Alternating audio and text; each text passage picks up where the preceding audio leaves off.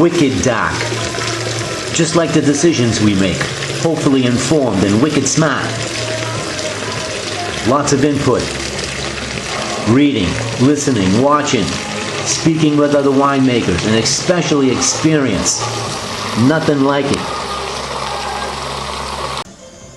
According to the perennial and individual winemaking calendar and its basic steps about making red wine, amateur winemakers like me have decisions to make. First, we have to decide on which variety we're going to use. And then, are we going to do a single variety or a blend? And if it's a blend, are we going to ferment separately or together?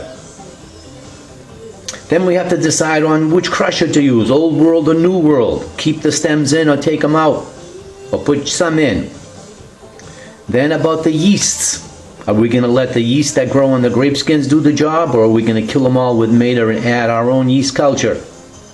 And then finally, when do we put the lid on the fermentation barrel?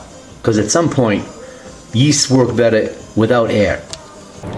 I was at a friend's home not long ago, and they served Cabernet Franc from Washington State. And ever since then, I've been waiting to get my hands on some of these grapes, and finally now I can. And I want to do Cabernet Franc straight up. Next decision, which crusher should I use? This more modern one that takes all the stems out, or this one that doesn't destem? Which one would you use if you were me? Another decision we're going to make today is 2 bottles of wine here from last year. They have some Cabernet Franc from Washington State, but I did a blend, and we're going to see which one we prefer. The bottle on the right has been aging in an oak barrel, and the one on the left in a demijohn. The Cabernet Franc grapes clusters are smaller, for example, than the Barbera ones we worked with a few weeks ago. The wine grapes have been crushed, and a winemaker like me, before making any decisions, is going to measure for potential alcohol, total acidity, and pH.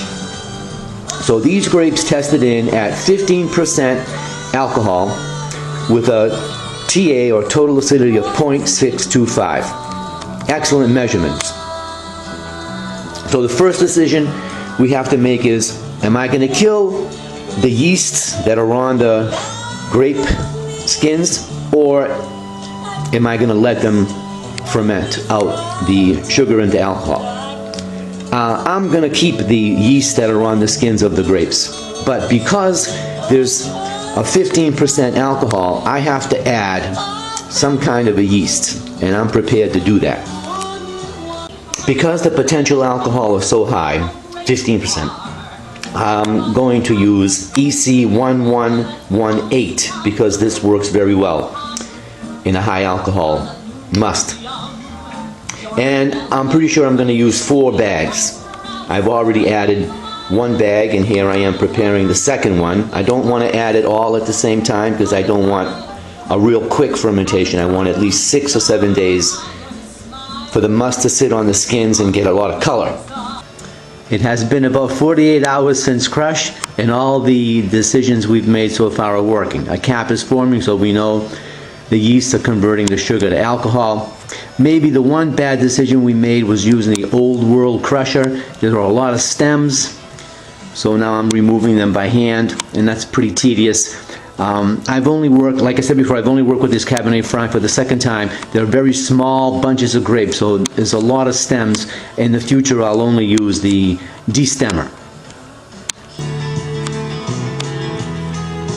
Decision time. Lid on.